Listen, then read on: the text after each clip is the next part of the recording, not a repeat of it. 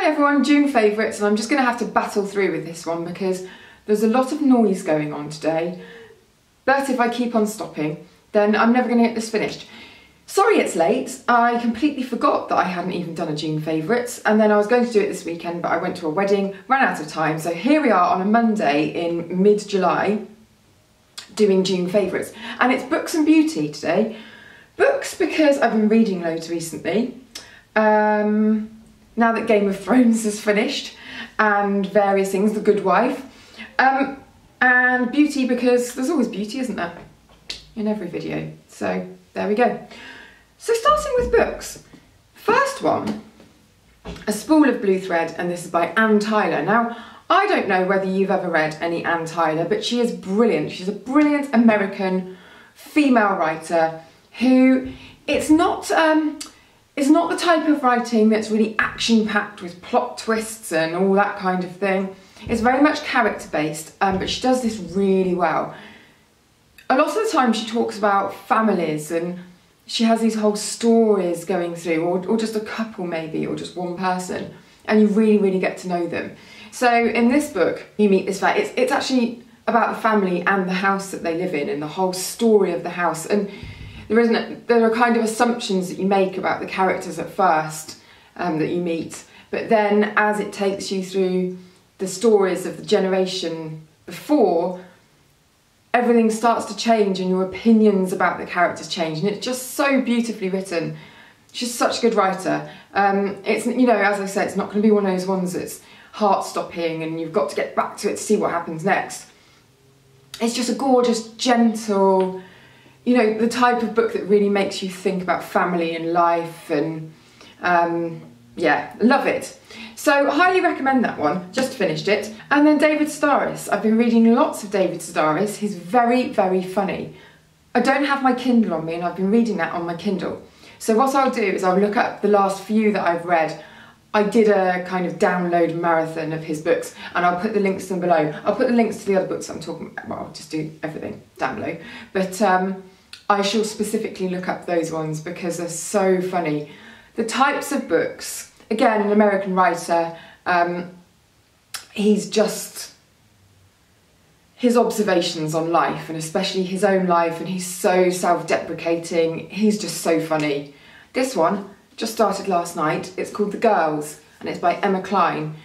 And this has had a lot of publicity recently because she got something like a $2 million, I don't know whether it was an advance. It can't have been an advance, can it? Maybe it was. They were all haggling over this basically. And I've only just started it but can't put it down. To the point where I really want to get this video finished, edited and up so that I can carry on reading it. It's about a girl, as far as I can tell so far, who kind of joined a cult or got sucked into a cult in California in the late 1960s or early 1970s. And I've just got to the part, it kind of flips between her now as, I think she's supposed to be middle-aged or kind of getting, you know, starting to get older, and her as a 14-year-old in this kind of balmy summer of 1969 where she spots these girls who look really interesting and weird, and she's very curious. And it just captures perfectly for me that time when you're a teen and you're feeling really like you don't know where you are in the world, and you're looking at other girls and you're looking at their bodies and their looks, and you know, you want to belong to something, you really want to belong, and you want to have your group of friends. And I think it captures that perfectly so far. So can highly recommend it for the 8th of it that I've read so far. But as I said, it's getting rave reviews, so good one to plump for to read over the summer holidays if you don't have anything. So those are my books at the moment, and I will do a bigger book video if you want to. Let's move on to, oh no, I've got a kind of transitional item, which some of you might appreciate, some of you might not. This is my third lot of these. They're the Alpine Sleep, soft sleep filters, and they're basically earplugs.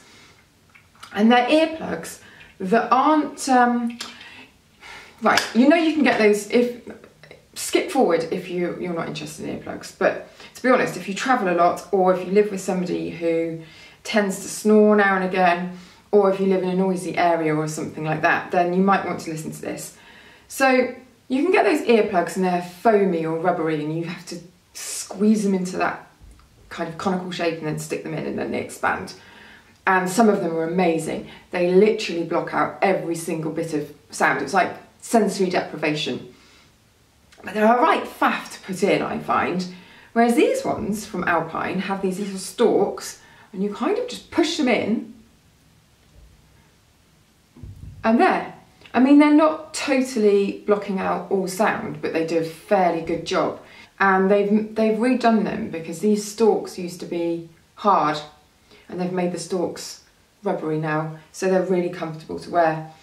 They're not as cheap as buying foamy type earplugs, but you can use them again and again and clean them, and you know, they've got a longer shelf life, so I'd say they're well worth it. So I'll put the link to those below. They're very, very good if you need earplugs. Right, let's get on to beauty, shall we? On my face, by the way, I am wearing Becca foundation, which you can see in lots of other videos. And then I'm wearing these are so gorgeous, these new bronzing stones from YSL. And I've got these in 2 shades, 1, and which is that one, and 3 for some reason, which is a lot darker. Now, I was almost put off even trying these because it said bronzing stones, and it made me think of those little pearls that you have to kind of shovel around with a big brush in the pot, and they all fly everywhere and they do my brains in. So I thought, I'm not getting involved with that. But I opened them up and they're just kind of flat bronzers. Really beautiful, silky textures that just sort of glide onto the face and look really fresh, and they're just beautiful. I don't normally really get excited about bronzers that much, but these, oh, also, I've only just noticed this, they smell of that, don't even know what that smell is that they do. Is it like a melony smell that they put in the lipsticks at YSL? Those smell of that as well. So I've got the pale one on as a sort of, well, I just put both on. I put both on. Pale one is really foolproof. You can just whack it on and layer it up, and you just get a very, on my skin, which is probably, I don't know, light medium, I get quite a nice glow from that one, but nothing that you would say, wow, she's got bronzer on. Whereas number 3 is quite a lot deeper, and that one, I get a good bronze from that one. So if you're very fair, those are the only 2 shades I've got, I'm afraid, so it's the kind of thing that you might have to go and test out on counter. But if you're very, very fair, then number 1 could be very good for you. And it's not too warm, it's not too orangey. And just blends really well, looks very beautiful, very chic. And I've got one of the new L'Oreal Sexy Balms on my lips. I really like this. Very sort of subtle colour, but you can tell you have something on. And it's called shade 102, which is Gossip. They've got loads of shades. Some of them are sheer, some of them are more opaque and sort of, have I got one to show you that's more opaque? Look at that one. That one's great, isn't it? Might have to try that one in a picture soon. That's 204, Never Stop. Really nice, good summer colour, that one. So I like those a lot. Feel very moisturising, and they're, I suppose, a little bit like the Clinique Chubby Stick in a way, or at least my mum has been testing these extensively and says that they kind of match up to that, but a lot cheaper, so that's good. I don't know whether I've mentioned this before in a favourites video, but I definitely mentioned it, I think, in my dehydrated skin video. It needs another mention because I've been using this loads and I just think it's brilliant. It's the First Aid Beauty Ultra Repair Hydrating Serum, and it's just really soothing and gentle. It's got antioxidants, it's got anti sort of redness ingredients, so if you tend to get an irritated, red, annoyed face, then this is a really good one, just to cover all bases, and it's very hydrating and sort of plumping. You know, if you just want to go for something relatively basic but that covers all the bases, so hydrating, nice bit of protection from the antioxidants, and something that's nice and soothing and calming, This is the one to go for. I think it's about £25, £26. Again, I'll put the link below.